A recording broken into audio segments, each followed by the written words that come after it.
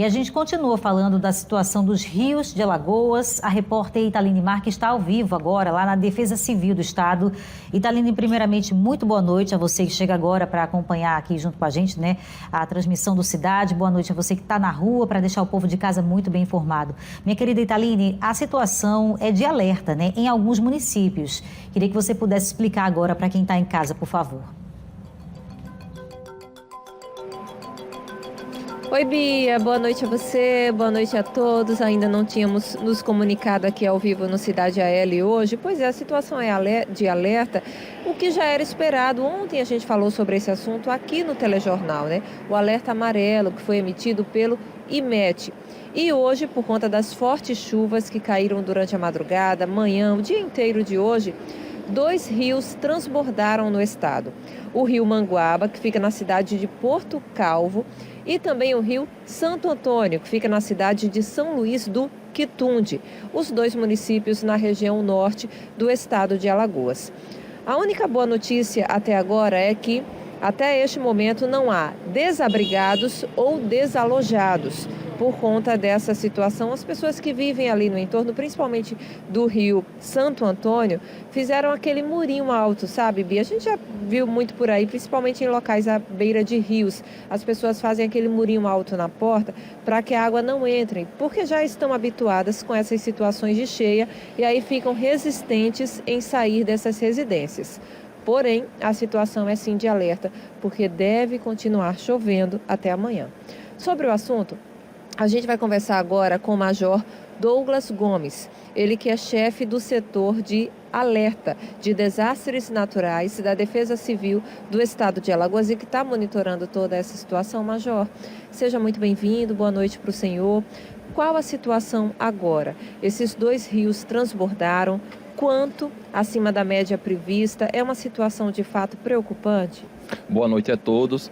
O rio Santo Antônio, que fica em São Luís do Quitunde, ele está mais de 60 centímetros acima da cota de transbordamento. Nós já temos 2 bairros que estão inundados, porém, como você falou, não temos desabrigados e desalojados e estamos em contato frequente com a Defesa Civil Municipal e eles estão monitorando 24 horas. Caso precise, essa população ela vai sair das suas residências. Inclusive, a Prefeitura de São Luís do Quitunde já disponibilizou um espaço, porque caso esse nível ele venha aumentar ainda mais e quem não tiver para onde ir, pode ir para esse espaço.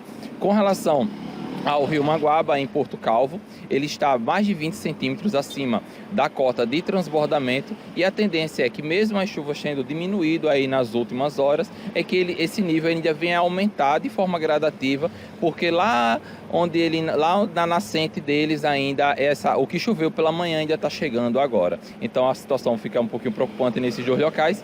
E mais um outro município aí que a gente está monitorando é o rio Camaragibe, em Pasto e Camaragibe, porque lá onde ele nasce, lá em Joaquim Gomes, tem um volume muito grande de água e essa água está chegando e deve aí também, nas próximas horas, aumentar de forma mais significativa no município de Passo de Camaragibe. São os 3 locais que a gente tem aí um maior cuidado. Com relação aos outros rios, Rio Paraíba e o rio Mundaú, eles estão constantes dentro da calha e as lagoas Mundaú e a Lagoa Manguaba também elas estão subindo de forma gradativa, porém, por enquanto, não há nenhum risco de transbordamento. Nesses locais onde o alerta é mais severo, né, mais assim, latente, que é Porto Calvo, Passo de Camaragibe e também São Luís do Quitunde. Como que fica a previsão do tempo agora para a noite e para amanhã? Porque é claro que isso é muito determinante para a situação desses rios, né? Isso mesmo. Para amanhã as chuvas devem diminuir um pouco, mas ainda devemos ter aí durante o dia chuvas intercaladas com período seco, porém num volume bem menor do que nós registramos nos últimos dias. Para que a população tenha conhecimento, só em Maceió já choveu mais de 53% do que é previsto nos últimos 4 dias para todo o mês de agosto. É previsto 193 centímetros e já chegamos aí próximo dos 100 nos últimos 4 dias. Nos últimas 24 horas em Porto Calvo já choveu também mais de 70% do que é previsto. Já passa de 81 milímetros apenas na cidade de Porto Calvo. E tem cidades como Capela que já passa de 160 milímetros aí nos últimos 4 dias. Então realmente foi um volume significativo que o estado de Alagoas recebeu de água nos últimos dias. Qual a orientação para os moradores que vivem à beira de rios, principalmente nesses 3 municípios que são os mais críticos até o momento? A gente pede para que a população tenha contato direto com as defesas civis municipais, evite fake news, procure informações dos órgãos oficiais e quem já mora nesses locais e que o nível está bem elevado, vai para casa de parentes, não fica na sua residência, porque caso volte a chover durante a noite, a pessoa está dormindo, às vezes nem percebe que a água está inundando então a sua casa. Então a orientação é essa: saia das suas casas e procure a casa de parentes, de amigos ou o apoio do poder público.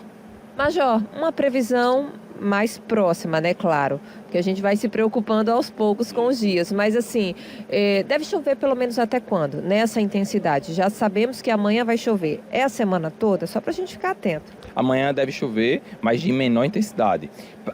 Nosso inverno ele vai até o dia 15 de agosto, então até o dia 15 de agosto nós temos aí previsão de voltar a chover e até alguns próximos dias aí com um volume um pouquinho também maior. Então, a nossa preocupação também é porque, mesmo parando as chuvas, o solo já está bem encharcado e acaba tendo movimento de massa, como aconteceu ontem, onde na Serra do Muro, que é a que liga Palmeira dos Índios a Quebrangulo, a via ficou totalmente interditada. Inclusive, teve até um acidente onde 2 motos bateu no carro de um morador de Quebrangulo. Então, e aquela região é bem perigosa, porque são mais de 20 curvas, é uma região bem íngreme, e esse movimento de massa está passível aí de ter, por conta desse volume grande aí de chuvas que a gente está tendo aí nos últimos dias, em todo o nosso estado, né?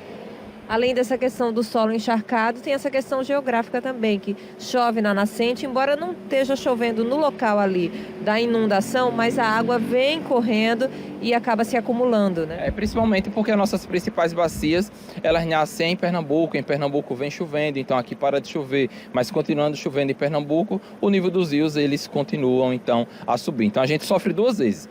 Chove com as águas que chovem aqui no nosso estado e chove com as águas que chovem em Pernambuco e que caem em Pernambuco. Então fica essa preocupação duplicada.